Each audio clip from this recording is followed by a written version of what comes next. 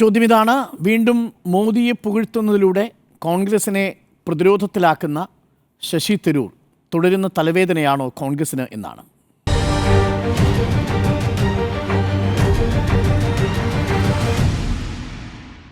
ഉണ്ണി ബാലകൃഷ്ണൻ, ശശി തരൂർ ഇത് ഞാൻ എണ്ണി നോക്കിയപ്പോൾ ഒരു മൂന്നാമത്തെ തവണയാണ് മോദിയെ പുകഴ്ത്തിക്കൊണ്ട് സംസാരിക്കുന്നത് കഴിഞ്ഞ 2 വർഷത്തിനിടയിൽ. ഇത് കഴിഞ്ഞ തവണ LDF സർക്കാരുമായിട്ട് കേരളത്തിലെ LDF സർക്കാരിനെ സ്റ്റാർട്ടപ്പിൻ്റെ കാര്യത്തിൽ പുകഴ്ത്തിയതിനെ തുടർന്നുണ്ടായ വിവാദത്തെ തുടർന്ന് രാഹുൽ ഗാന്ധി നേരിട്ട് ശശി തരൂരുമായി സംസാരിച്ചു. അതിനുശേഷം പിന്നീട് കാര്യമായ പ്രതികരണങ്ങളൊന്നും ഉണ്ടായില്ല. ടൈംസ് ഓഫ് ഇന്ത്യയിലെ ലേഖനത്തിൽ ഉദ്ധരിച്ച് അദ്ദേഹം അത് പരിഹരിക്കാൻ ശ്രമിച്ചു, ഒരു ബാലൻസിങ് ആക്ട് നടത്തി. പക്ഷേ ഇപ്പോൾ വീണ്ടും ശശി തരൂർ കോൺഗ്രസിന് തലവേദനയാവുകയാണോ? നോക്കൂ, തലവേദനയാവുകയാണ്, അല്ലെങ്കിൽ അഥവാ ആ തലവേദന തുടരുകയാണ് എന്നാണ് എൻ്റെ അഭിപ്രായം. പക്ഷേ ഇന്നത്തെ ശശി തരൂരിൻ്റെ അഭിപ്രായവുമായി ബന്ധപ്പെട്ട് എനിക്ക് മറ്റൊരു നിലപാടാണുള്ളത്. അത് ഞാൻ ആദ്യം വിശദീകരിക്കാം. ഇന്നിപ്പോൾ ശശി തരൂർ പങ്കെടുത്തിരിക്കുന്ന വേദി വളരെ പ്രധാനമാണ്. ചില ഇൻ്റർനാഷണൽ വിഷയങ്ങൾ ഡിബേറ്റ് ചെയ്യുന്നൊരു വേദിയിലാണ് അദ്ദേഹം ആ പ്രസ്താവന നടത്തിയിരിക്കുന്നത്. എന്താണ് ആ പ്രസ്താവനയുടെ ഒരു രത്നച്ചുരുക്കം എന്ന് പറയുന്നത്? ഇന്ത്യൻ പ്രധാനമന്ത്രിക്ക് യുക്രൈൻ്റെ പ്രസിഡൻറ്റുമായും അതുപോലെ തന്നെ റഷ്യയുടെ പ്രസിഡൻറ്റുമായും നല്ല ബന്ധമാണുള്ളത്. അതുകൊണ്ട് യുക്രൈൻ റഷ്യ വാറിൽ ഇന്ത്യക്ക് വേണമെങ്കിൽ നല്ലൊരു മീഡിയേഷൻ നടത്താം എന്ന ആശയത്തെയാണ് അദ്ദേഹം മുന്നോട്ട് വച്ചിരിക്കുന്നത്. അപ്പം നമ്മൾ മനസ്സിലാക്കേണ്ട ഒരു കാര്യം, ഇന്ന് ലോകം ഏറ്റവും ശ്രദ്ധയോടെ കാണുന്ന 2 യുദ്ധങ്ങളാണല്ലോ നടന്നുകൊണ്ടിരിക്കുന്നത്. ഒന്ന് ഇസ്രയേലും പാലസ്തീനുമായി നടക്കുന്ന യുദ്ധം, 2 യുക്രൈനും റഷ്യയുമായി നടക്കുന്ന യുദ്ധം. ഈ 2 യുദ്ധങ്ങളിലും അമേരിക്ക അടക്കമുള്ള ലോകശക്തികളുടെ നിലപാടെന്താണ്? അവരാർക്കൊപ്പമാണ്? നമുക്കിപ്പോൾ ഇസ്രയേലും പാലസ്തീനും തമ്മിലുള്ള യുദ്ധം എടുക്കാം. അക്കാര്യത്തിൽ അമേരിക്കയുടെ നിലപാടെന്താ? എന്താണ് അമേരിക്കൻ പ്രസിഡൻ്റായിട്ടുള്ള ട്രംപ് പറഞ്ഞത്? നമുക്ക് ആ ഗാസ സ്ട്രിപ്പിലുള്ള മുഴുവൻ പാലസ്തീനികളെ അടിച്ച് പുറത്താക്കിയിട്ട് അതൊരു ടൂറിസ്റ്റ് ഡെസ്റ്റിനേഷൻ ആക്കാമെന്ന് പറഞ്ഞ ആളാണ് അമേരിക്കൻ പ്രസിഡന്റ്, അല്ലേ? ബെഞ്ചമിൻ നെതന്യാഹുവാണ് ആദ്യം പോയിട്ട് ട്രംപ് പ്രസിഡൻ്റായിട്ട് അധികാരത്തിൽ വന്നതിന് ശേഷം കാണുന്ന ലോക നേതാക്കളിൽ ആദ്യത്തെ ആൾ നെതന്യാഹുവാണ്. അപ്പോൾ ഇതാണ് ഇസ്രായേൽ പാലസ്തീൻ വിഷയത്തിൽ അമേരിക്ക എടുത്തിരിക്കുന്ന നിലപാട്. എന്താണ് യുക്രൈൻ റഷ്യ വാറിൽ അമേരിക്കയുടെ നിലപാട്? അമേരിക്കയുടെ ഒരു ടാസിറ്റ് സപ്പോർട്ട് പുട്ടിനുണ്ട്. ഇപ്പം നമ്മൾ ഏറ്റവും അവസാനം കണ്ടത് ഓവൽ ഓഫീസിലൊരു ചർച്ച നടന്നല്ലോ. നിങ്ങളെല്ലാവരും ആ വീഡിയോ കണ്ടിട്ടുണ്ടല്ലോ. 49 മിനിറ്റുള്ള ഒരു വീഡിയോ ആണ്. അത് വൈറ്റ് ഹൗസ് തന്നെ പുറത്തേക്ക് വിട്ടതാണ്. സെലൻസ്കിയും ട്രംപും കൂടി നടക്കുന്ന ഒരു കൂടിക്കാഴ്ചയാണ്. ആ കൂടിക്കാഴ്ചയിൽ ഒരു പ്രത്യേക ഘട്ടം കഴിഞ്ഞപ്പോൾ അത് വലിയ ഷൗട്ടിംഗ് ആയി മാറുന്നു.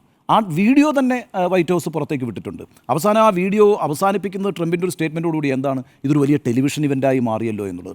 എപ്പോഴാണ് സെലൻസ്കിയും ട്രംപും തമ്മിൽ വാക്കുതർക്കമുണ്ടാകുന്നത്? അതുവരെ, അതായത് 2014 യുക്രൈനിലേക്ക് അധിനിവേശം നടത്തുന്ന പുട്ടിനെതിരായിട്ട് ചെറുവിരലനക്കാതിരിക്കുന്ന അമേരിക്ക അടക്കമുള്ള ലോകരാജ്യങ്ങൾ ഈ സമയത്ത് വന്നിട്ടൊരു സീസ്ഫയർ ആവശ്യപ്പെടുന്നു. സീസ്ഫയർ ആവശ്യപ്പെടുമ്പോൾ സീസ്ഫയറിന് ഞങ്ങൾ തയ്യാറാണ്, പക്ഷേ ഇതിന് മുമ്പ് ഒപ്പുവെച്ചിട്ടുള്ള സീസ്ഫയർ ഒന്നും പാലിക്കപ്പെട്ടിട്ടില്ല, അപ്പോൾ നിങ്ങളൊക്കെ നിശബ്ദരായിരുന്നില്ലേ എന്ന് സെലൻസ്കി ചോദിക്കുന്നിടത്ത് നിന്ന് വലിയ രീതിയിലുള്ളൊരു ഏറ്റുമുട്ടൽ അവിടെ നടക്കുകയാണ് ട്രംപുമായിട്ട്. അതൊരു ഓൺ ക്യാമറയാണ്. അതിപ്പം യൂട്യൂബിൽ അവൈലബിൾ ആയിട്ടുള്ള വീഡിയോ ആണ്. അവസാനം ട്രംപ് പറയുന്നുണ്ട്, നിങ്ങൾ ഇവിടെ വന്നിട്ട് ഈ രാജ്യത്തെ അപമാനിക്കുകയാണ് എന്ന് പറഞ്ഞിട്ടുണ്ട്. എന്നിട്ട് എന്താ സംഭവിച്ചത്? അവർ നേരത്തെ ഒപ്പുവയ്ക്കാൻ തീരുമാനിച്ച കരാറൊന്നും ഒപ്പുവയ്ക്കാതെയാണ് പിരിഞ്ഞു പോകുന്നത്. അവർ തമ്മിൽ പിന്നീട് കാണുന്നില്ല. രണ്ടുപേരും 2 മുറികളിലേക്കാണ് പോകുന്നത്. ഒരു ജോയിൻറ്റ് സ്റ്റേറ്റ്മെൻറ്റ് ഉണ്ടായില്ല. ആ രീതിയിൽ വളരെ മോശപ്പെട്ടൊരു സാഹചര്യം നയതന്ത്ര ചർച്ചയ്ക്കിടയിൽ സംഭവിക്കുന്നത് അപൂർവമാണ്. അപ്പോൾ ഈ അർത്ഥത്തിൽ ലോകരാഷ്ട്രങ്ങൾ യുക്രൈനോടും അതുപോലെ തന്നെ റഷ്യയോടും എടുത്തിരിക്കുന്ന സമീപനം എന്ന് പറയുന്നത് ഒരു ചേരിചേരാ നയമാണെന്ന് പറയാൻ കഴിയില്ല. ഏതൊക്കെയോ അർത്ഥത്തിൽ ഏതൊക്കെയോ വിഭാഗങ്ങൾ പരസ്പരം അങ്ങോട്ടും ഇങ്ങോട്ടും ഒക്കെ മാറിയും തിരിഞ്ഞും സപ്പോർട്ട് ചെയ്തുകൊണ്ടിരിക്കുന്നു. ഇവിടെയാണ് ശശി തരൂർ പറയുന്നത്, കഴിഞ്ഞ വർഷം സെപ്റ്റംബറിലും ഒക്ടോബറിലുമായിട്ട് 2 യാത്രകൾ നരേന്ദ്രമോദി ഈ 2 സ്ഥലങ്ങളിലേക്ക് നടത്തിയിട്ടുണ്ട്. മോസ്കോയിലേക്ക് നടത്തിയിട്ടുണ്ട്, യുക്രൈനിലേക്ക് നടത്തിയിട്ടുണ്ട്. ഇവിടെ 2ഇടത്തും സ്വീകാരനായിരുന്നു അദ്ദേഹം എന്നുള്ളതാണ്. ഹഗ് ചെയ്യാൻ പോലും കഴിയും വിധത്തിൽ ഊഷ്മളമായ സ്വീകരണമാണ് നരേന്ദ്രമോദിക്ക് ലഭിച്ചിട്ടുള്ളത് എന്നുള്ളതാണ്.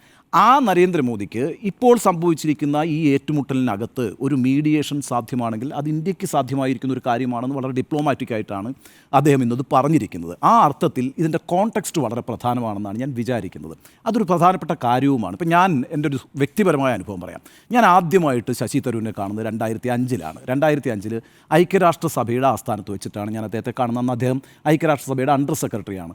ഈ ഐക്യരാഷ്ട്രസഭാ സമ്മേളനത്തിൽ പങ്കെടുക്കാനായിട്ട് ഡോക്ടർ മൻമോഹൻ സിംഗ് അന്ന് പ്രധാനമന്ത്രി അയക്കുമ്പോൾ യാത്ര ചെയ്യുമ്പം ആ മാധ്യമ സംഘത്തിൽ ഞാനുണ്ടായിരുന്നു. അന്നൊരു പ്രശ്നമുണ്ട്. അന്ന് ഇന്ത്യയും പാകിസ്ഥാനും തമ്മിൽ വലിയ സംഘർഷം നിലനിൽക്കുന്നൊരു സമയമാണ്. ആ സമയത്ത് ഈ ഐക്യരാഷ്ട്രസഭാ സമ്മേളനത്തിൻ്റെ ഭാഗമായിട്ടൊരു ഉഭയകക്ഷി ചർച്ച നടന്നിരുന്നു ഇന്ത്യയും പാകിസ്ഥാനും തമ്മിൽ. ആ ഉഭയകക്ഷി ചർച്ചയ്ക്ക് ശേഷം ഐക്യരാഷ്ട്രസഭയുടെ ആസ്ഥാനത്ത് വെച്ച് തന്നെ പ്രധാനമന്ത്രി മൻമോഹൻ സിംഗും അന്ന് പാകിസ്ഥാൻ്റെ പ്രസിഡൻ്റായിരുന്ന പർവേസ് മുഷറഫും കൂടി മാധ്യമങ്ങളെ കണ്ടിട്ടുണ്ട്. ആ മാധ്യമ സമ്മേളനത്തിൻ്റെ കണ്ടക്ടറായിരുന്നു ശശി തരൂർ. ശശി തരൂർ നടുക്കിരിക്കുന്നു, പർവേസ് മുഷറഫ് ഇടതുവശത്തിരിക്കുന്നു, വലതുവശത്ത് മൻമോഹൻ സിംഗ് ഇരിക്കുന്നു. ഈ രീതിയിലുള്ള ഒരു വാർത്താ സമ്മേളനം അവിടെ വെച്ചിട്ടാണ് ഞാൻ അദ്ദേഹത്തെ ആദ്യമായിട്ട് പരിചയപ്പെടുന്നത്.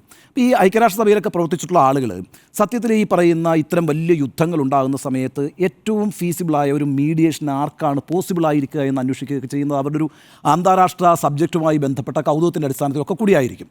ആ അർത്ഥത്തിലാണ് യഥാർത്ഥത്തിൽ ഇന്ന് അദ്ദേഹം ആ അഭിപ്രായം പറഞ്ഞിരിക്കുന്നത്. പക്ഷേ ആ അഭിപ്രായം പറഞ്ഞതിന് ശേഷമുണ്ടായിട്ടുള്ള രാഷ്ട്രീയ വിവാദം എന്ന് പറയുന്നത് ഇന്നത്തെ ഒരു അഭിപ്രായവുമായി ബന്ധപ്പെട്ടിട്ടല്ല. അത് ഞാൻ അങ്ങനെ തന്നെയാണ് വിലയിരുത്തുന്നത്. കാരണം ഇന്ന് ഏതെങ്കിലും ഒരു കോൺഗ്രസ് നേതാവ്, ഇവിടുത്തെ ചില നേതാക്കളൊക്കെ പറഞ്ഞിട്ടുണ്ടെങ്കിൽ പോലും ദേശീയ തലത്തിലൊന്നും അങ്ങനെ ആ അർത്ഥത്തിലൊരു വലിയ ശശി തരൂരിനെതിരെ നടപടിയെടുക്കുന്നു. നേരത്തെ നമ്മൾ കണ്ടല്ലോ, കഴിഞ്ഞ മാസം ഒരു വളരെ പ്രധാനപ്പെട്ട സമ്മേളനം നടത്തിയിട്ട് ശശി തരൂർ അടക്കമുള്ള ആളുകളെ ഇരുത്തിയിട്ട് പറഞ്ഞത് നിങ്ങൾ അഭിപ്രായ വ്യത്യാസങ്ങളെല്ലാം മാറ്റി ഒറ്റക്കെട്ടായി പോകണം, പാർട്ടി നയത്തിനെതിരായിട്ട് അഭിപ്രായങ്ങൾ പറയരുത് പരസ്യമായി പ്രത്യേകിച്ച് എന്നൊക്കെയുള്ള അഭിപ്രായങ്ങൾ പറഞ്ഞു. ഇതിപ്പോൾ ഒരു പാർട്ടി നയവുമായി ബന്ധപ്പെട്ട പ്രശ്നമേ അല്ല. ഒരു അന്താരാഷ്ട്ര വിഷയത്തിനകത്ത് ഇന്ത്യക്ക് പ്രത്യേകിച്ചൊരു യുദ്ധസമയത്ത് എത്രത്തോളം നമ്മളുടെ ഒരു ഡിപ്ലോമസി, ഒരു മീഡിയേഷൻ സഹായകരമാകും എന്നുള്ള ആശയത്തെയാണ് മുന്നോട്ട് വയ്ക്കുന്നത്. അതുകൊണ്ട് തന്നെ ദേശീയ തലത്തിൽ അതിനൊരു വലിയ വിമർശനമൊന്നും ഉണ്ടായിട്ടില്ല. പക്ഷേ കേരളത്തിൽ അത് രാഷ്ട്രീയമായിട്ടുള്ളൊരു വിവാദത്തിന് തുടക്കമിട്ടുണ്ട്. എന്തുകൊണ്ടാണ് സംഭവിക്കുന്നത്? അത് ശശി തരൂർ മുമ്പുണ്ടാക്കി വെച്ച വിവാദങ്ങളുടെ ഒരു പശ്ചാത്തലത്തിലാണ് സംഭവിക്കുന്നത്. അതിനകത്ത് ഭാഗികമായൊരു ഉത്തരവാദിത്വം ശശി തരൂരിനുണ്ട്. അതാ പ്രശ്നം. ഇപ്പോൾ നമ്മൾ നേരത്തെ മോഡിയും ട്രംപുമായുള്ള കൂടിക്കാഴ്ച കഴിഞ്ഞ മാസം നടന്നതിന് ശേഷം പെട്ടെന്ന് തന്നെ ശശി തരൂർ എന്ന് പറഞ്ഞല്ലോ, നല്ല ഗംഭീര കൂടിക്കാഴ്ചയായിരുന്നു, മോഡിയുടെ വിജയമായിരുന്നു. എന്താ കാരണം? അതിന് അദ്ദേഹം പറഞ്ഞത് ടഫ് നെഗോഷിയേറ്ററാണ് എന്നൊക്കെ മോഡിയെ ട്രംപ് വിശേഷിപ്പിച്ചു.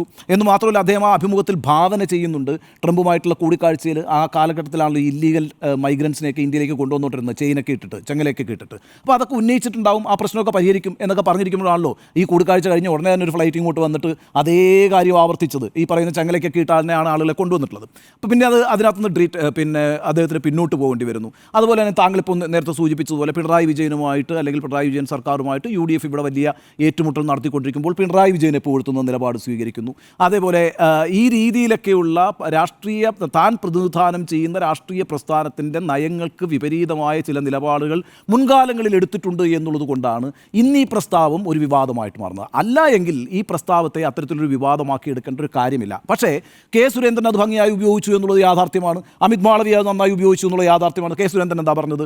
ആഗോള രംഗത്ത് ഇന്ത്യക്ക് മോദി ഭരണത്തിന് കീഴിലുണ്ടാകുന്ന വളർച്ചയെ ശശി തരൂർ അംഗീകരിക്കുന്നു എന്നുള്ളതാണ് പറഞ്ഞത്. ആ രീതിയിൽ ഈ പറയുന്ന പ്രതിപക്ഷ പാർട്ടികൾ, വിപരീത പക്ഷത്ത് നിൽക്കുന്ന ആളുകൾ ഇത്തരം പ്രസ്താവനകളെ ഉപയോഗിക്കും. അത് ശശി തരൂർ ആദ്യമായി നടത്തുന്നൊരു പ്രസ്താവമായിരുന്നു ഇത് എങ്കിൽ അത്തരം പ്രശ്നമുണ്ടാകുമെന്ന് ഞാൻ വിചാരിക്കുന്നത് തന്നെയില്ല.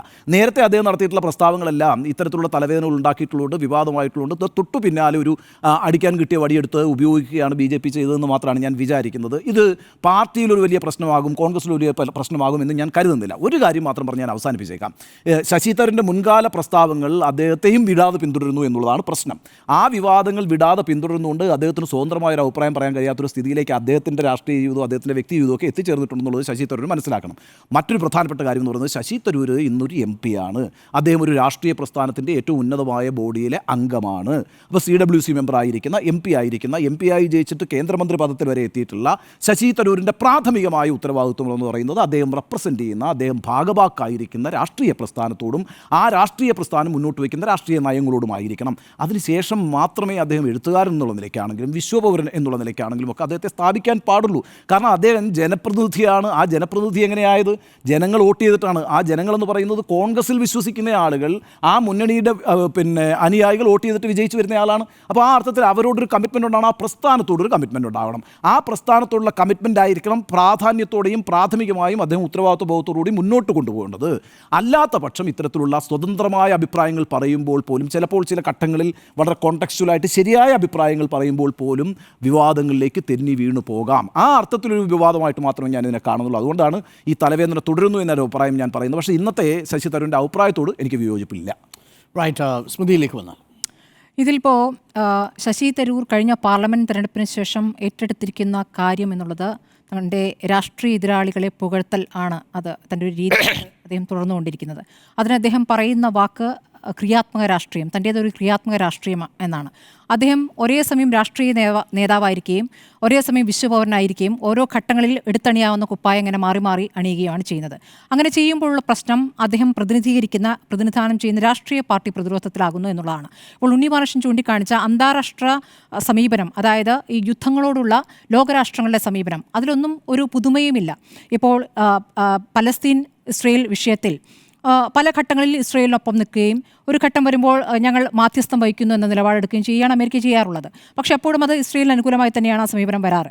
ഇപ്പോൾ ഇന്ത്യയെ സംബന്ധിച്ചാകുമ്പോൾ ഇന്ത്യയിൽ അറഫാത്ത് ഇങ്ങോട്ടേക്ക് അതിഥിയായി വന്ന ഒരു കാലം ഉണ്ടായിരുന്നു. പിന്നീട് UPA കാലത്ത് തന്നെ ഇസ്രയേലിൽ നിന്ന് ആയുധങ്ങൾ വാങ്ങുന്നു, അത്തരം കരാറുകളിലേക്ക് പോകുന്നു. ഇതൊക്കെ സംഭവിച്ചിട്ടുണ്ട്. അപ്പോഴും യുദ്ധം എന്നൊരു വിഷയം വരുമ്പോൾ, അല്ലെങ്കിൽ ഗാസ മുനമ്പിൽ വലിയ രീതിയിൽ ചോര വീഴുന്ന സമയം വരുമ്പോൾ അതിനെ അപലപിക്കുക, അതിൽ വേദനിക്കുക, ഇത്തരം പ്രതികരണങ്ങൾ ഇന്ത്യയിൽ നിന്നുണ്ടാകാറുണ്ട്. ഇടപെട്ടുകൊണ്ട് ഇതൊന്ന് അവസാനിപ്പിക്കൂ എന്നൊരു വാക്കെങ്കിലും ഉണ്ടാകാറുണ്ട്. ഇപ്പോൾ BJP അധികാരത്തിൽ വന്ന ശേഷം അത്തരം പ്രതികരണങ്ങൾ ഉണ്ടാകാറേ ഇല്ല എന്നുള്ളതാണ്. ഇപ്പോൾ 2022 യുക്രൈൻ റഷ്യ യുദ്ധം തുടങ്ങുന്നത്. ആ സമയത്ത് യുദ്ധത്തെ അപലപിച്ച് വിവിധ രാഷ്ട്രങ്ങൾ, ലോകരാഷ്ട്രങ്ങളിൽ തന്നെ പല രാഷ്ട്രങ്ങളും പല സമീപനം എടുത്തിട്ടുണ്ട്. അതിലൊക്കെ അവർക്ക് അവരുടേതായ രാഷ്ട്രീയമായ കാര്യങ്ങൾ ഉണ്ടാകാം. പക്ഷേ യുക്രൈനിൽ ഒരുപാട് കുഞ്ഞുങ്ങളടക്കം മരിച്ചു വീഴുന്ന ഒരു സാഹചര്യം ഉണ്ടാകുകയും യുക്രൈൻ നിരായുധരാകുകയും ചെയ്യുന്ന ഘട്ടത്തിൽ നിർത്തൂ എന്ന് പറയാൻ പല രാജ്യങ്ങളും തയ്യാറായ സമയത്ത് നമ്മൾ മിണ്ടിയിട്ടില്ല. റഷ്യയെ എതിർത്ത് ഒരു വാക്ക് പറയാൻ തയ്യാറായിട്ടില്ല. അപ്പോൾ എന്താണ് അന്ന് ശശി തരൂർ പറഞ്ഞത്? ഐക്യരാഷ്ട്രസഭയിൽ ഒരു നിലപാടെടുക്കാൻ ഇന്ത്യ തയ്യാറായില്ല, വളരെ മോശമായി പോയി എന്നാണ് അന്ന് തരൂർ പറഞ്ഞത്. അന്ന് താൻ പറഞ്ഞതിനെയാണ് ഇപ്പോൾ അദ്ദേഹം തിരുത്തുകയാണ് എന്ന രൂപത്തിൽ പറയുന്നത്. അപ്പോൾ എന്താണ് അദ്ദേഹം പറയുന്നത്? ഇതൊരു മാധ്യസ്ഥം വഹിക്കാൻ കഴിവുള്ള ഒരു നേതാവായി, ലോക നേതാവായി മോദി മാറിയിരിക്കുന്നു എന്ന് അദ്ദേഹം അംഗീകരിക്കുകയാണ്. ഇതിപ്പോൾ അദ്ദേഹത്തിൻ്റെ സമീപനത്തിൽ ഒരു പ്രത്യേകതയുണ്ട്. അതായത് അന്താരാഷ്ട്ര കാര്യങ്ങളിൽ അല്ലെങ്കിൽ അന്താരാഷ്ട്ര സംഭവങ്ങളിൽ ഒരു രാജ്യത്തിൽ നിന്നും വിവിധ രാഷ്ട്രീയ പാർട്ടികൾ ഒരേ ശബ്ദത്തിൽ സംസാരിക്കണം എന്ന രൂപത്തിലുള്ള ഒരു രീതി അദ്ദേഹം കൊണ്ടുവരാൻ ശ്രമിക്കുകയാണ്. അത് യഥാർത്ഥത്തിൽ അദ്ദേഹത്തിൻ്റെ രാഷ്ട്രീയ പാർട്ടിയിലെ നേതാക്കൾ എടുക്കുന്ന സമീപനത്തെ തന്നെ തള്ളുന്നതാണ്. കാരണം രാഹുൽ ഗാന്ധി വിവിധ രാജ്യങ്ങളിൽ പോയി സംസാരിക്കുമ്പോൾ ഇവിടെ മോദി നടപ്പാക്കുന്ന കാര്യങ്ങൾ സംബന്ധിച്ച് പോലും വിമർശനങ്ങൾ ഉയർത്താറുണ്ട്. അതിനെ എങ്ങനെയാണ് ഇവിടെ BJP എതിർക്കാറുള്ളത്? രാജ്യവിരുദ്ധ കാര്യങ്ങൾ ചെയ്യുന്നു എന്ന രൂപത്തിലാണ്, അല്ലേ?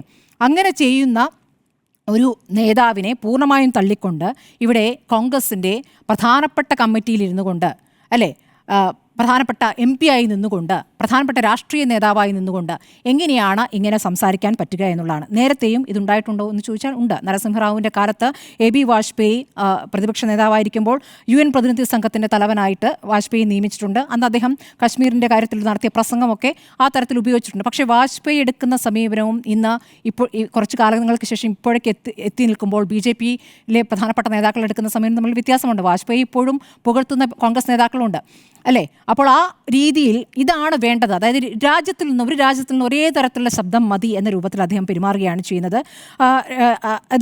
ഇപ്പോൾ ചില സമയത്ത് അദ്ദേഹം പിണറായിക്കൊപ്പം സെൽഫി എടുത്ത് പോസ്റ്റ് ചെയ്യും. കേരളത്തെ സംബന്ധിച്ച് സംസാരിക്കുന്ന കാര്യത്തിലാകുമ്പോൾ അത് വികസനവുമായി ബന്ധപ്പെട്ടാണെന്ന് പറയും. ഇപ്പോൾ മറ്റേത് അന്താരാഷ്ട്ര തലത്തിലുള്ള വിഷയമാണെന്ന് പറയും. ഇതൊക്കെ കഴിഞ്ഞ ശേഷം, ഈ മുൻപ് നടത്തിയ വിവാദങ്ങൾക്ക് ശേഷം കോൺഗ്രസ് ഒരു ചർച്ച നടത്തി, പ്രധാനപ്പെട്ട യോഗം നടത്തി. ശശി തരൂരിനെ വലതുവശത്ത് നിർത്തിക്കൊണ്ടാണല്ലോ അന്ന് ദീപാദാസ് മുൻഷി സംസാരിച്ചത്. ഇനി ഇവിടെ ഒരുപോലുള്ള ശബ്ദം ഉയരണം, ഒരേപോലുള്ള രീതിയിലുള്ള പ്രതികരണങ്ങൾ വരണമെന്ന്. അപ്പോൾ പാർട്ടിയെ പൂർണ്ണമായും പ്രതിരോധത്തിലാക്കുന്നു. ഇനി അങ്ങോട്ട് എന്ത് സമീപനമാണ് പ്രതിപക്ഷമെന്ന നിലയ്ക്ക് എടുക്കേണ്ടത് എന്ന കാര്യത്തിൽ പോലും ഒരു സമീപനമില്ലാതെ ഇവിടെ യഥാർത്ഥത്തിൽ കേരളത്തിലും ഒരു പ്രധാനപ്പെട്ട ചുമതല അദ്ദേഹത്തിന് നൽകുന്നു എന്ന രൂപത്തിലുള്ള വിവരങ്ങൾ നമുക്ക് പുറത്തേക്ക് വന്നതാണ്. അദ്ദേഹത്തിൽ നിന്ന് ഒരു കാര്യം ചെയ്താൽ നമ്മളറിഞ്ഞിട്ടില്ല, നമുക്കൊന്നും അറിയാൻ കഴിയുന്നില്ല. പക്ഷേ അദ്ദേഹം ഇപ്പോൾ അന്തർദേശീയ കാര്യങ്ങൾ സംസാരിക്കുമ്പോഴും അദ്ദേഹത്തിൻ്റെ സ്വന്തം പാർട്ടിയെ പ്രതിരോധത്തിലാക്കുന്ന ഒരു സമീപനമാണ് എടുക്കുന്നത്. അങ്ങനെ ചെയ്യുമ്പോൾ ഈ ക്രിയാത്മക രാഷ്ട്രീയം യഥാർത്ഥത്തിൽ കോൺഗ്രസിന് ഗുണം ചെയ്യുന്നുണ്ടോ എന്ന് കോൺഗ്രസ് നേതൃത്വമാണ് ആലോചിക്കേണ്ടത്. ഈ ക്രിയാത്മക രാഷ്ട്രീയം ഏത് തലം വരെ എത്തും? ഈ ക്രിയാത്മക രാഷ്ട്രീയം അദ്ദേഹത്തിന് ഗുണം ചെയ്യുന്ന ക്രിയാത്മക രാഷ്ട്രീയമാകണമെങ്കിൽ അദ്ദേഹം അങ്ങനെയാണെങ്കിൽ BJPയിലേക്ക് പോകട്ടെ. BJP പുകഴ്ത്തുന്നുണ്ടല്ലോ. ഇപ്പോൾ കേരളത്തിൻ്റെ ഠാവട്ടത്തിൽ നിന്നുകൊണ്ട് ഇടതുപക്ഷത്തെ പിന്തുണച്ചുകൊണ്ടാൽ അദ്ദേഹത്തിൻ്റെ വലിയ സ്വപ്നങ്ങൾക്ക് ഒരു പക്ഷേ എന്താ പറയുക ഗുണം ചെയ്യില്ല. അപ്പോൾ അദ്ദേഹത്തിന് ഗുണം ചെയ്യുന്ന രൂപത്തിൽ അദ്ദേഹത്തിന് വേണമെങ്കിൽ BJPയിലേക്ക് പോകാം. ഈ ക്രിയാത്മക രാഷ്ട്രീയം നന്നായി തുടരുകയും ചെയ്യാം. വിദേശകാര്യ സമീപനത്തിൽ മോദിയെ ഒരുപാട് പുകഴ്ത്തുകയും ചെയ്യാം. അതാവും കോൺഗ്രസിനും ഗുണം ചെയ്യുക. അപ്പോൾ കോൺഗ്രസിൽ ഇരുന്നു കൊണ്ട്, കോൺഗ്രസിൻ്റെ പ്രധാനപ്പെട്ട നേതാവായി ഇരുന്നു കൊണ്ട് ഈ രൂപത്തിൽ മോദിയെ പുകഴ്ത്തുമ്പോൾ അത് കോൺഗ്രസ് എത്രത്തോളം ക്ഷമിച്ചിരിക്കും? കോൺഗ്രസിന് അങ്ങനെ ഒരു നിസ്സഹായ അവസ്ഥയുണ്ടോ എന്ന് കോൺഗ്രസ്സാണ് പറയേണ്ടത്. മോദിയെ തുടർച്ചയായി പുകഴ്ത്തുന്ന ശശി തരൂർ കോൺഗ്രസിന് തുടരുന്ന തലവേദനയോ എന്നാണ് ചോദ്യം. ഞാൻ ഈ വിഷയത്തിൽ ശശി തരൂർ റെയ്സിന ഡയലോഗിൽ നടത്തിയ സ്റ്റേറ്റ്മെൻറ്റ് കോൺഗ്രസിൻ്റെ ഈ വിദേശ നയവുമായി ബന്ധപ്പെട്ടുള്ള ഒരു നിലപാടാണെന്ന് വിശ്വസിക്കുന്ന ഒരാളാണ് ഞാൻ. അതായത് ശശി തരൂർ പറഞ്ഞതും കോൺഗ്രസിൻ്റെ നിലപാടും തമ്മിൽ കാര്യമായ വ്യത്യാസമില്ല എന്നതാണ് എൻ്റെ ടേക്ക്. അതുകൊണ്ട് തന്നെ ഈ ഒരു വിഷയം കോൺഗ്രസിന് ആ അർത്ഥത്തിൽ ആ സ്റ്റേറ്റ്മെൻറ്റിൻ്റെ പുറത്ത് തലവേദനയാവില്ല. അതിനെ BJP രാഷ്ട്രീയവൽക്കരിക്കാൻ നോക്കുന്നുണ്ട്. അത് ഞാൻ രണ്ടാം ഘട്ടത്തിലേക്ക് വരാം. എന്താണ് യഥാർത്ഥത്തിൽ സംഭവിച്ചത്? റെയ്സിന ഡയലോഗ് എന്ന് പറയുന്നത് നേരത്തെ സൂചിപ്പിച്ചതുപോലെ അന്തർദേശീയ ഫോറങ്ങളിൽ ജിയോ പൊളിറ്റിക്സിനെ കുറിച്ച്, ജിയോ എക്കണോമിക്സിനെ കുറിച്ചൊക്കെ ചർച്ച ചെയ്യുന്ന ഒരു വേദിയാണ്. അതിൻ്റെ പ്രധാനപ്പെട്ട സംഘാടകരിൽ ഒന്ന് വിദേശകാര്യ മന്ത്രാലയവുമാണ്. വിദേശകാര്യ മന്ത്രാലയവും ഒബ്സർവർ റിസർച്ച് ഫൗണ്ടേഷനും കൂടി ചേർന്നാണ് ഈ പരിപാടി സംഘടിപ്പിക്കുന്നത്. ആ പരിപാടിയിൽ പുതിയ കാലഘട്ടത്തേക്കുള്ള ഒരു നോട്ടത്തെക്കുറിച്ച് looking back to look forward എന്ന വിഷയത്തിലാണ് ഈ ചർച്ച സംഘടിപ്പിച്ചത്. ആ ചർച്ചയിലാണ് ശശി തരൂർ ഒന്ന് രണ്ട് കാര്യങ്ങൾ, വളരെ പ്രധാനപ്പെട്ട കാര്യങ്ങൾ പറഞ്ഞത്. അതാണിപ്പോൾ വിവാദമായിരിക്കുന്നത്. യഥാർത്ഥത്തിൽ അത് വിവാദമാകേണ്ടതുണ്ടോ എന്നതാണൊരു പ്രധാനപ്പെട്ട ചോദ്യം. നമുക്കെല്ലാവർക്കും അറിയാവുന്ന ശശി തരൂർ ഒരു കക്ഷി രാഷ്ട്രീയത്തിൽ മാത്രം പ്രവർത്തിക്കുന്ന ശശി തരൂരല്ല. അദ്ദേഹം ഒരു ഡിപ്ലോമാറ്റാണ് എന്ന കാര്യം എല്ലാവർക്കും അറിയാം. അപ്പോൾ ഈ ഡിപ്ലോമസിയിൽ വളരെ പ്രധാനപ്പെട്ട ആശയങ്ങളിൽ ഒന്ന് എന്ന് പറയുന്നത് ഒരു ദേശത്തിൻ്റെ താല്പര്യത്തിന് വേണ്ടി, നാഷണൽ ഇൻട്രസ്റ്റിന് വേണ്ടി ആ രാജ്യം സ്വീകരിക്കുന്ന നിലപാടുകളെ എല്ലാ കാലത്തും പരമാവധി പ്രതിപക്ഷവും ഭരണപക്ഷവും ഒരേപോലെയാണ് കണ്ടിരിക്കുന്നത്. ഞാൻ ശശി തരൂരിലേക്ക് വരുന്നതിന് മുമ്പ് രാഹുൽ ഗാന്ധി ഈ റഷ്യ ഉക്രൈൻ വിഷയത്തെ തുടർന്ന് നടത്തിയ ഒരു പ്രസ് കോൺഫറൻസിൽ നടത്തിയൊരു സ്റ്റേറ്റ്മെൻറ്റ് വായിക്കാം. ആ സ്റ്റേറ്റ്മെൻറ്റ് ഇങ്ങനെയാണ്: 2023 സെപ്റ്റംബർ മാസം 8-ാം തീയതി, I think the opposition by and large would agree with India's current position on the conflict, Russia-Ukraine. I don't think the opposition would have a different position than what the government is currently proposing. പ്രതിപക്ഷത്തിന് ഈ സർക്കാരിൻ്റെ വിദേശ നയത്തിൽ നിന്ന് വ്യത്യസ്തമായ ഒന്നുമില്ല Russia Ukraine വാറിൽ എന്ന് പറഞ്ഞത് നമ്മുടെ രാഹുൽ ഗാന്ധി തന്നെയാണ്. ഇത് തന്നെയാണ് റഷ്യ ഉക്രൈൻ വിഷയത്തിൽ കോൺഗ്രസിൻ്റെ നിലപാടായി ഞാൻ മനസ്സിലാക്കുന്നതും. ഈ നിലപാടിൽ നിന്ന് വ്യത്യസ്തമായി ശശി തരൂർ 2022 ഫെബ്രുവരി 22 പാർലമെൻറ്റിൽ സംസാരിച്ചിരുന്നു. അതാണ് യഥാർത്ഥത്തിലുള്ള വിഷയം. എന്താണ് അന്ന് പാർലമെൻറ്റിൽ സംസാരിച്ചത്? അന്ന് NK പ്രേമേന്ദ്രനാണ് സ്പീക്കർ ആയിട്ട് ചാർജായിട്ട് ഇവിടെ ഇരിക്കുന്നത്. ആ സമയത്ത് ശശി തരൂർ എഴുന്നേറ്റ് നിന്ന് 3 കാര്യങ്ങളെക്കുറിച്ചാണ് പറയുന്നത്. ഒന്ന്, ഈ ഓപ്പറേഷൻ ഗംഗ എന്ന് പറയുന്ന ഈ ഉക്രൈനിൽ നിന്നും മറ്റു ഭാഗങ്ങളിൽ നിന്നുമൊക്കെ നമ്മളുടെ വിദ്യാർത്ഥികളെ തിരികെ കൊണ്ടുവന്ന ഇവാക്വേഷൻ പ്രോസസ്സിനെ കുറിച്ച് പറയുന്നു. അതിൽ ശശി തരൂർ സർക്കാരിനെ അകമഴിഞ്ഞ് പിന്തുണയ്ക്കുന്നുണ്ട്. എക്സംപ്ലറി എന്ന പദപ്രയോഗമാണ് ശശി തരൂർ നടത്തുന്നത്. അതായത് ശശി തരൂർ റഷ്യ ഉക്രൈൻ വിഷയത്തിൽ കേന്ദ്ര സർക്കാരിനെ പുകഴ്ത്തുന്നത് ഇതാദ്യമായിട്ടല്ല. ഇത് ആ പ്രസംഗത്തിൽ തന്നെ, ആ പ്രസംഗത്തിൻ്റെ 2 ഭാഗങ്ങളിലും ശശി തരൂർ നരേന്ദ്രമോദി സർക്കാരിൻ്റെ വിദേശകാര്യ നയത്തെ, റഷ്യ ഉക്രൈൻ വിഷയത്തെ പുകഴ്ത്തുന്നുണ്ട്. എന്നാൽ ഒരു വിഷയത്തിൽ അദ്ദേഹം വിയോജിക്കുന്നുണ്ട്. ആ വിഷയമാണ് നേരത്തെ സ്മൃതി സൂചിപ്പിച്ചതുപോലെ ഐക്യരാഷ്ട്ര സംഘടനയിൽ ഈ വിഷയത്തിൽ എന്തുകൊണ്ടാണ് ഇന്ത്യ മൗനം പാലിച്ചത്, എന്തുകൊണ്ടാണ് ഇന്ത്യ അബ്സ്റ്റൻഷന് സമാനമായി നിലപാടെടുത്തത്. അതിൻ്റെ പ്രധാനപ്പെട്ട കാര്യം അദ്ദേഹം വിശദീകരിക്കുന്നത് നമ്മുടെ പഞ്ചശീൽ തത്വങ്ങൾക്കെതിരാണ്.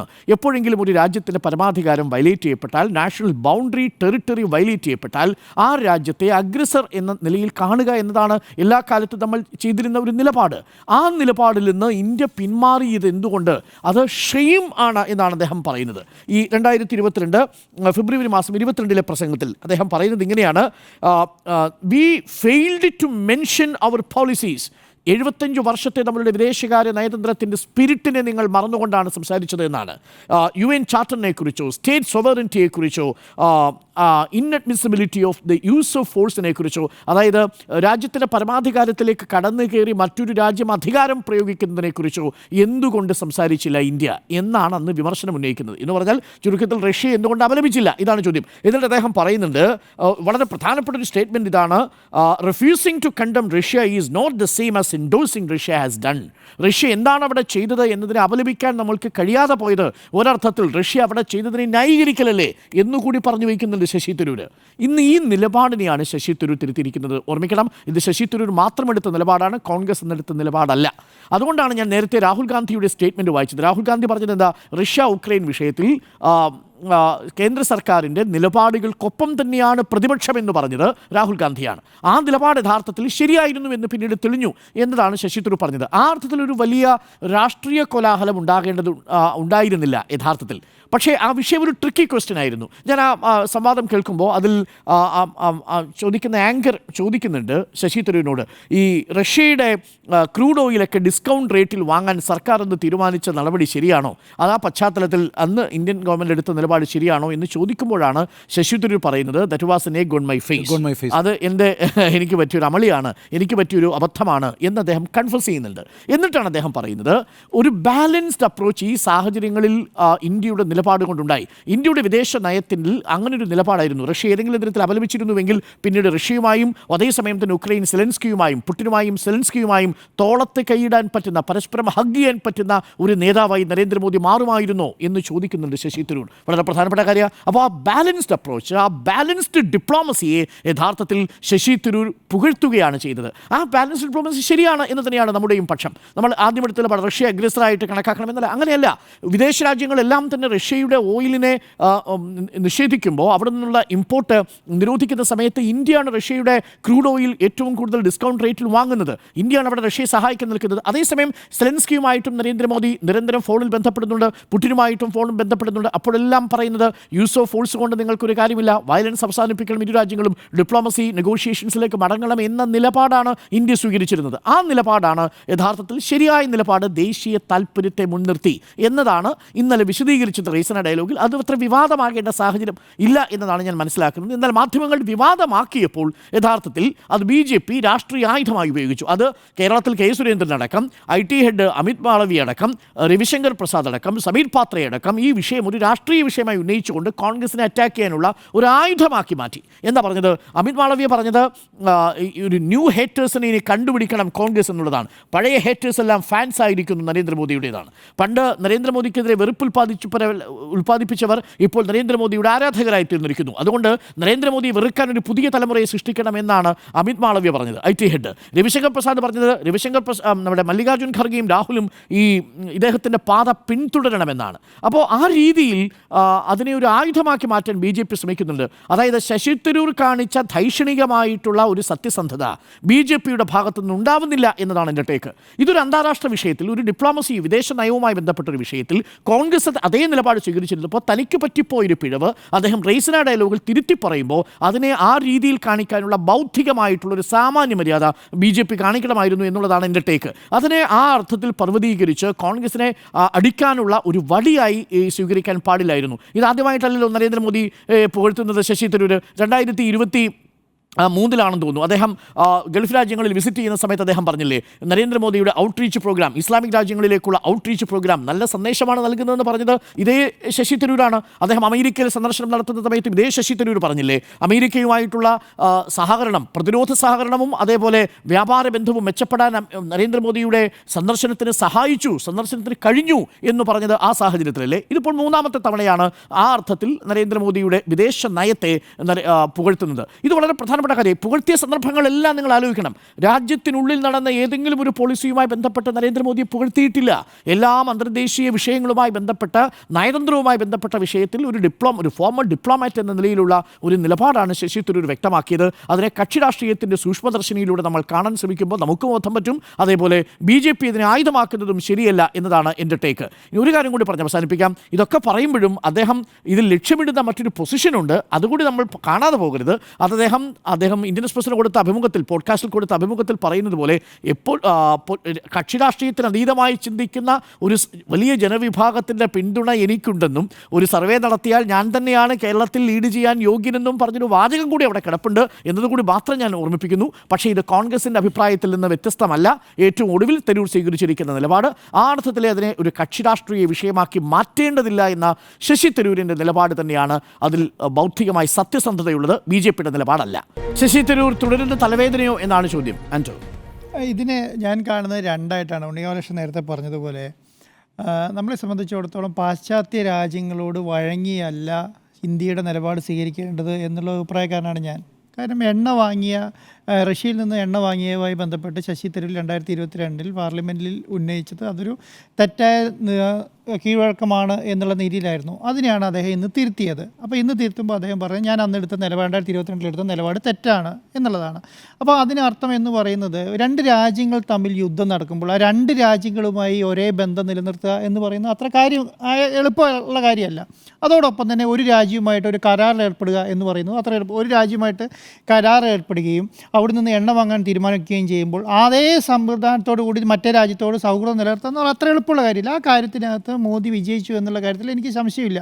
കാര്യം അതത് മോഡിയെ കുറിച്ചിട്ടുള്ളതല്ല, നമ്മുടെ ഇന്ത്യയുടെ നിലപാട് എന്നുള്ളതിനെ അടിസ്ഥാനപ്പെടുത്തിയിട്ടാണ് കാര്യം. ആ കാര്യത്തിൻ്റെ അകത്ത് ഒരു വിദേശ ഡെലിഗേഷൻ അടക്കമുള്ള ഒരു സംവാദ വേദിയിൽ അദ്ദേഹം പറയുന്നതിൽ തെറ്റില്ല എന്നുള്ളതാണ്. അദ്ദേഹം അത് പറയുന്നത് ഒരിക്കലും ഒരു രാഷ്ട്രീയ വേദിയിലല്ല, അദ്ദേഹം പറയുന്നത് ഇന്ത്യയുടെ നിലപാട് എന്നുള്ള നിലയ്ക്കാണ്. അപ്പോൾ അദ്ദേഹം അങ്ങനെ ഒരു ഇന്ത്യക്കാരനായ ആൾ കോൺഗ്രസ്സുകാരനായതുകൊണ്ട് ഇന്ത്യക്ക് വേണ്ടി അനുകൂലമായ ഒരു കാര്യം പറയരുത് എന്നുള്ളൊരു നിലപാടും എനിക്കില്ല. പക്ഷേ അദ്ദേഹം കോൺഗ്രസിൻ്റെ ഒരു മുതിർന്ന നേതാവുള്ള നിലയ്ക്ക് അദ്ദേഹം ഇത് പറയണോ വേണ്ടയോ തീരുമാനിക്കേണ്ട ഉത്തരവാദിത്വം അയാളുടെ തന്നെയാണ്. കാരണം അദ്ദേഹം കോൺഗ്രസിൻ്റെ MP ആണ്, കോൺഗ്രസിൻ്റെ കേന്ദ്രമന്ത്രിയായിരുന്നു. അപ്പോൾ അദ്ദേഹം അങ്ങനെയുള്ള നിലപാട് സ്വീകരിക്കുമ്പോൾ അത് കേന്ദ്രത്തിലെയും BJP എങ്ങനെ കൈകാര്യം ചെയ്യുന്നുള്ളൂ അദ്ദേഹം ചിന്തിക്കണം. അപ്പോൾ അദ്ദേഹം അങ്ങനെ ചിന്തിക്കുന്നില്ല. കാരണം അദ്ദേഹം ഞാൻ അടുത്ത കാലങ്ങളായി കാണുന്ന ഒരു കാര്യം റിയാലിറ്റിയെ എന്താണോ അത് വിളിച്ചു പറയുക എന്നുള്ള ശൈലിയിലേക്ക് അദ്ദേഹം മാറിയിട്ടുണ്ട്. അത് റിയൽ മാനായി മാറുന്ന ഒരു ശൈലിയിലേക്കാണ് ഇപ്പോൾ അദ്ദേഹം പോകുന്നത്. കാരണം അദ്ദേഹം രാഷ്ട്രീയക്കാരനായി നിൽക്കുന്നില്ല എന്നുള്ളത്. രാഷ്ട്രീയക്കാരൻ എന്ന് പറഞ്ഞാൽ രാഷ്ട്രീയമായ അടിസ്ഥാനമായി അദ്ദേഹം എന്ത് രാഷ്ട്രീയത്തിൻ്റെ പൊതുബോധത്തിലാണോ ജീവിക്കുന്നത് അദ്ദേഹം ആ പൊതുബോധത്തിൽ മുന്നോട്ട് പോകുക എന്നുള്ളതാണ്. അടുത്ത കാലത്തായിട്ട് ശശി തരൂർ അങ്ങനെയല്ല ജീവിക്കുന്നത്. എന്താണോ ചെയ്യുന്നത് അദ്ദേഹം റിയാലിറ്റി എന്താണോ അത് വിളിച്ചു പറയും. ഇപ്പം കേരളത്തെ സംബന്ധിച്ചിടത്തോളം കേരളത്തിൽ ഈസ് ഓഫ് ഡൂയിങ് ബിസിനസ്സിൽ 1ാം സ്ഥാനത്താണ് എന്ന് വിളിച്ചു പറഞ്ഞ അദ്ദേഹം നല്ല സംസ്ഥാനമായി പിന്നെ വ്യാവസായിക സൗഹൃദ സംസ്ഥാനമായി മാറി എന്ന് പറഞ്ഞ അദ്ദേഹമാണ് ഇന്ത്യൻ എക്സ്പ്രസ്സിന് പിന്നെ അഭിമുഖം കൊടുത്ത അദ്ദേഹമാണ്. അപ്പോൾ അദ്ദേഹം എന്താണോ ചെയ്യുന്നത് അദ്ദേഹം അതാത് സമയങ്ങളിലെ റിയാലിറ്റിയെ വിളിച്ചു പറയുക എന്നുള്ളതാണ് നടന്നുകൊണ്ടിരിക്കുന്നത്. അപ്പോൾ അദ്ദേഹം ആ സംവിധാനം കോൺഗ്രസിന് ഗുണം ചെയ്യുമോ എന്ന് ചോദിച്ചാൽ കോൺഗ്രസിന് ഗുണം ചെയ്യില്ല. അതെങ്ങനെയാണ് ദോഷമാകുക എന്ന് പറയുന്നത് CPM-നെ സംബന്ധിച്ചിടത്തോളം BJP സംബന്ധിച്ചിടത്തോളം ശശി തരൂർ ഒരു PR ഏജൻസിയായി മാറും. കാരണം എന്താണോ CPM പറയേണ്ടത് അത് ഇന്ത്യയിലുള്ള ജനങ്ങളോട് മുഴുവൻ വിളിച്ചു പറയും. എന്താണോ BJP പറയേണ്ടത് അത് ഇന്ത്യയിലുള്ള ജനങ്ങളോട് വിളിച്ചു പറയും എന്നുള്ളതാണ്. അത് നല്ല രീതിയിൽ അതാത് പാർട്ടിയുടെ ഉപയോഗിക്കുകയും ചെയ്യും. CPM കേരളത്തിലെ CPM നല്ല രീതിയിൽ ഉപയോഗിച്ചിട്ടുണ്ട്, കേന്ദ്രത്തിലെ BJP നല്ല രീതിയിൽ ഉപയോഗിച്ചിട്ടുണ്ട്. അങ്ങനെ നോക്കുമ്പോൾ ശശി തരൂർ നിലപാട് സ്വീകരിക്കണോ വേണ്ടയോ എന്നുള്ളത് അദ്ദേഹത്തിൻ്റെ മാത്രം തീരുമാനമാണ്. അതിനേക്കാളും അപ്പുറം ഇപ്പോൾ കോൺഗ്രസിൻ്റെ അരുൺ സാർ നേരത്തെ പറഞ്ഞ പോലെ കോൺഗ്രസിൻ്റെ നിലപാട് എന്താണ്? കോൺഗ്രസിൻ്റെ നിലപാട് ഇന്ന് ശശി തരൂർ പറഞ്ഞ സെയിം നിലപാട് തന്നെയാണ്. അദ്ദേഹം രാഹുൽ ഗാന്ധി തന്നെ അത് പറയുന്നുണ്ട്. അപ്പോൾ കോൺഗ്രസ് അത് തള്ളി പറയുന്നില്ല. അതുകൊണ്ടാണ് കോൺഗ്രസ് മൗനം നിൽക്കുന്നത്. പക്ഷേ അതിനകത്ത് BJP എടുക്കുന്ന നിലപാടെന്ന് പറഞ്ഞാൽ അവർക്ക് കിട്ടിയ ഒരു വടി എടുത്ത് അവരെ അടിക്കാൻ തീരുമാനിച്ചു എന്നുള്ളതാണ്. അവർക്ക് ശക്തമായ ഒരു വടി കിട്ടിയിട്ടുണ്ട്.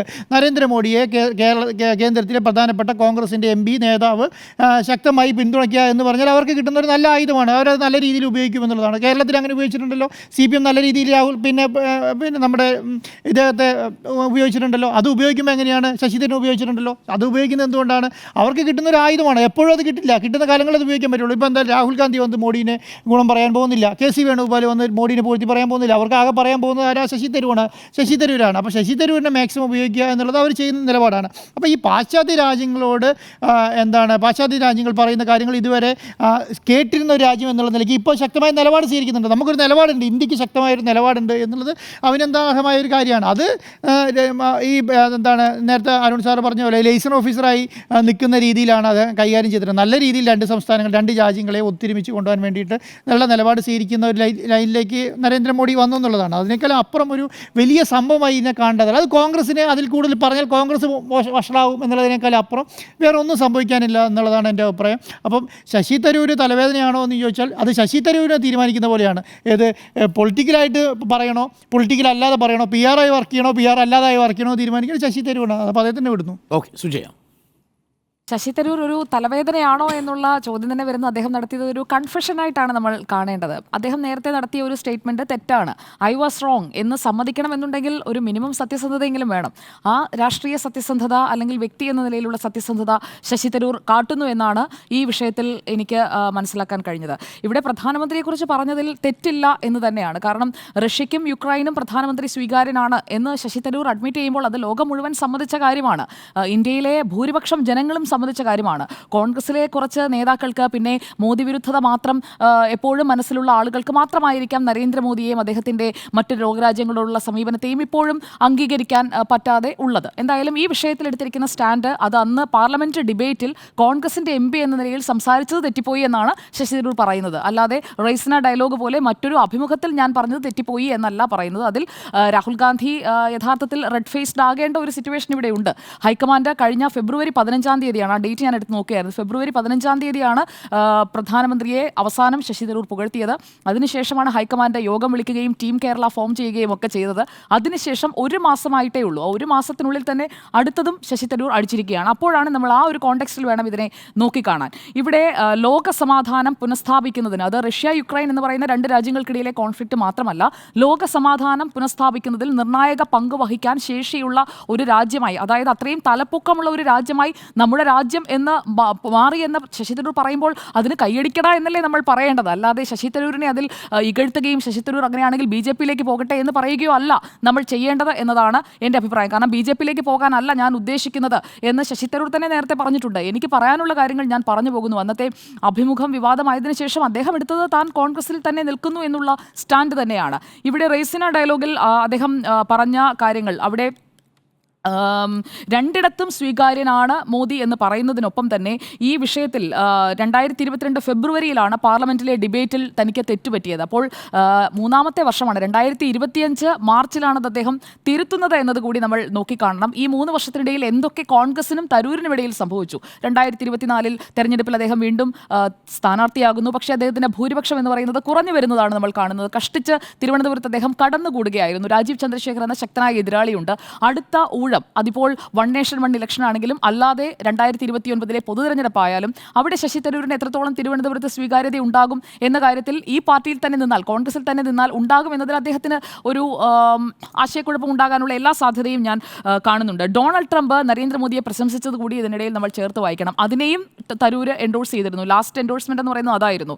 മോദിയോട് വിലപേശൽ എളുപ്പമല്ല, അക്കാര്യത്തിൽ അദ്ദേഹം എന്നെക്കാളും കടുപ്പക്കാരനാണ്, മെച്ചപ്പെട്ടയാളാണ് എന്നൊക്കെ ഡൊണാൾഡ് ട്രംപ് പറഞ്ഞപ്പോഴാണ് ഫെബ്രുവരി 15-ന് തരൂരിന്റെ സ്റ്റേറ്റ്മെന്റ് വന്നത്. ഞങ്ങളുടെ ജനങ്ങളെ നിങ്ങൾക്ക് അപമാനിച്ചയക്കാൻ കഴിയില്ല എന്നായിരിക്കാം നരേന്ദ്രമോദി ഡൊണാൾഡ് ട്രംപുമായുള്ള കൂടിക്കാഴ്ചയിൽ പറഞ്ഞിട്ടുണ്ടാവുക എന്ന് ആണ് ട്രംപ് നടത്തിയ ആ പരാമർശത്തിന് ശേഷം തരൂർ എൻഡോഴ്സ് ചെയ്യുന്നത്. അപ്പോൾ ആ എൻഡോഴ്സ്മെന്റ് എന്ന് പറയുന്നത് ഇപ്പോൾ നടത്തിയതിനേക്കാളും വളരെ കൃത്യമായ ഒരു എൻഡോഴ്സ്മെന്റ് ആണ്. അതിൽ ഇങ്ങനെ ഒരു ഊഹിച്ച് ഇതായിരിക്കും നടന്നിട്ടുണ്ടാവുക എന്ന് പറയുന്നത് ഒരു BJP-കാരനല്ല, അമിത് മാളവി അല്ല പറയുന്നത്, അല്ല എങ്കിൽ സുരേഷ് ഗോപി MP അല്ല പറയുന്നത്, ശശി തരൂർ MP ആണ്. അപ്പോൾ അത് കേരളത്തിലെ കോൺഗ്രസിനും ദേശീയ നേതൃത്വത്തിനും എത്രത്തോളം തിരിച്ചടിയായിരുന്ന ഒരു പ്രസ്താവനയാണ് അന്ന് നടത്തിയതെന്ന് മനസ്സിലാക്കിക്കൊണ്ടാണ് മല്ലികാർജുൻ ഖർഗെയും രാഹുൽ ഗാന്ധിയും അന്ന് അദ്ദേഹത്തെ വിളിച്ചു വരുത്തുന്നത്. ആ കൂടിക്കാഴ്ചയ്ക്ക് ശേഷമാണ് അദ്ദേഹത്തിന്റെ അഭിമുഖം പുറത്തേക്ക് വരുന്നത്. പക്ഷേ ആ അഭിമുഖം അതിനു മുൻപേ റെക്കോർഡ് ചെയ്തതാണ് എന്ന് അദ്ദേഹം പിന്നീട് ക്ലാരിഫൈ ചെയ്യുകയും ചെയ്തു. ഇവിടെ കോൺഗ്രസിന്റെ പ്രവർത്തക സമിതി, അതായത് ഏറ്റവും ഉയർന്ന ബോഡിയിൽ അംഗമായിരുന്നു കൊണ്ട് ശശി തരൂർ ഇത് പറയുമ്പോൾ അത് കേവലം ഒരു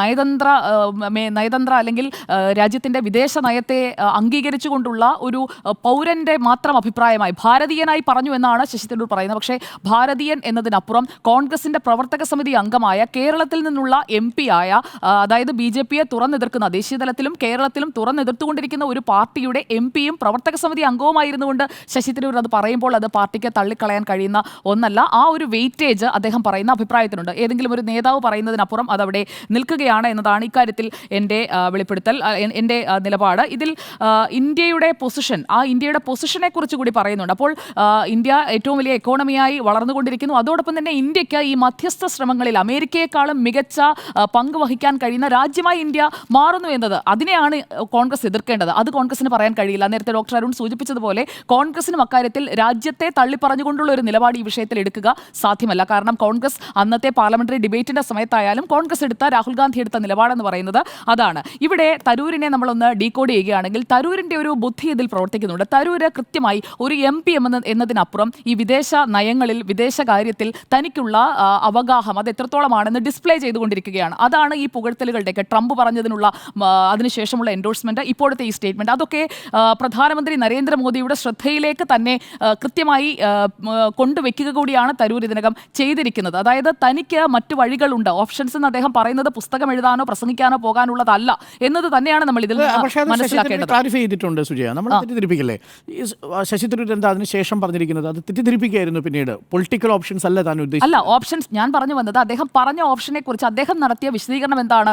എനിക്ക് ഓപ്ഷൻസ് ഉണ്ട് എന്ന് ഞാൻ പറഞ്ഞത് പുസ്തകം എഴുതാനും യാത്രകൾ ചെയ്യാനും മറ്റ് ഇതുപോലെ റെയ്സിന ഡയലോഗ് പോലെയുള്ള വേദികളിൽ പങ്കെടുക്കാനുമാണ് എന്ന് അദ്ദേഹം പറയുമ്പോഴും അദ്ദേഹത്തിന് മുന്നിലുള്ള റിയൽ ഓപ്ഷൻസ് അത് മാത്രമല്ല എന്നത് കൃത്യമായി മനസ്സിലാക്കുന്ന രീതിയിൽ തന്നെയാണ് അദ്ദേഹത്തിന്റെ പ്രവർത്തനം പോകുന്നത്. അത് ആർക്കും നിരീക്ഷിച്ചാൽ മനസ്സിലാക്കാൻ കഴിയുന്നതേ ഉള്ളൂ. കാരണം കോൺഗ്രസിനുള്ളിൽ ശശി തരൂർ ഇപ്പോൾ പ്രവർത്തക സമിതി അംഗമെന്നൊക്കെ നമ്മൾ പേരിന് പറയുമ്പോഴും അതൊരു ഓർണമെന്റൽ പൊസിഷനാണ്. യഥാർത്ഥത്തിൽ ശശി തരൂരിന് കേരളത്തിലെ കോൺഗ്രസിലുള്ളത് ഒരു ലോ പ്രൊഫൈലാണ്.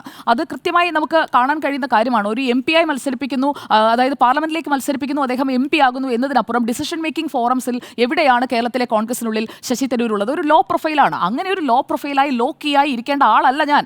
എനിക്ക് ഇന്ന കഴിവുകളുണ്ട്, എൻ്റെ അഭിപ്രായങ്ങൾ എന്ന് പറയുന്നത് ലോകം മുഴുവൻ കാണത്തക്ക രീതിയിൽ ഡിസ്പ്ലേ ചെയ്യാൻ തനിക്ക് കേപ്പബിലിറ്റി ഉണ്ട് എന്ന് ശശി തരൂർ കൃത്യമായി റൈസീന ഡയലോഗിലൂടെ ഉപയോഗിച്ചിട്ടുണ്ട് എന്നാണ് ഞാൻ മനസ്സിലാക്കുന്നത്.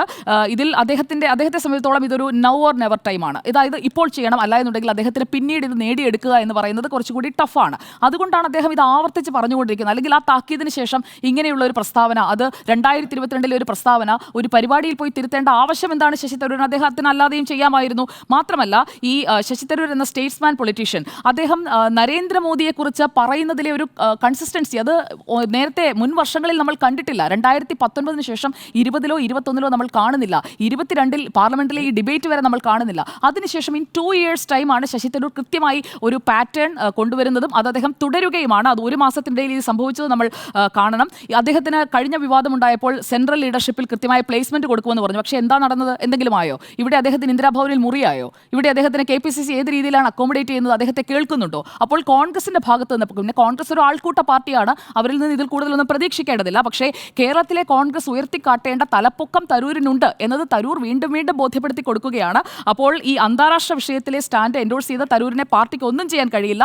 വളരെ ക്ലെവർ ആൻഡ് കണ്ണിംഗ് ആയി അദ്ദേഹം അത് പ്ലേസ് ചെയ്തിരിക്കുന്നു. ഞാൻ പറഞ്ഞത് പാർട്ടിയുടെ തന്നെ നിലപാടാണ്. പാർട്ടിക്ക് ഇതിനെ എങ്ങനെ എതിർക്കാൻ കഴിയും? നമ്മുടെ രാജ്യത്തെയാണ് ഞാൻ പറഞ്ഞത് എന്ന് പറയുന്നു. ഒരു കാര്യം കൂടി പറഞ്ഞ് ഞാൻ അവസാനിപ്പിക്കാം. 2026 തെരഞ്ഞെടുപ്പിലേക്ക് ഒറ്റ വർഷം മാത്രമേ ബാക്കിയുള്ളൂ, 12 months. അതിനു മുൻപ് കൃത്യമായി ഞാനും ആ ഒരു ഫ്രണ്ട് റേസിൽ ഉണ്ട് എന്ന് ശശി തരൂർ വീണ്ടും എടുത്ത് തന്നെ ഒന്ന് പ്രതിഷ്ഠിക്കുകയാണ്. അപ്പോൾ ഈ കോൺഗ്രസിന് ഈ അസഹിഷ്ണുത കാട്ടി തരൂരിനെ എത്ര കാലം തള്ളിപ്പറയാൻ കഴിയുമെന്നുള്ളതാണ്. അല്ലെങ്കിൽ പുറത്താക്കാനൊന്നും എന്തായാലും കോൺഗ്രസ് പാർട്ടി തയ്യാറാകില്ല. തുടരുന്ന തലവേദനയോ എന്നാണ് ചോദ്യം. യെസ് എന്ന് 5 പേര്.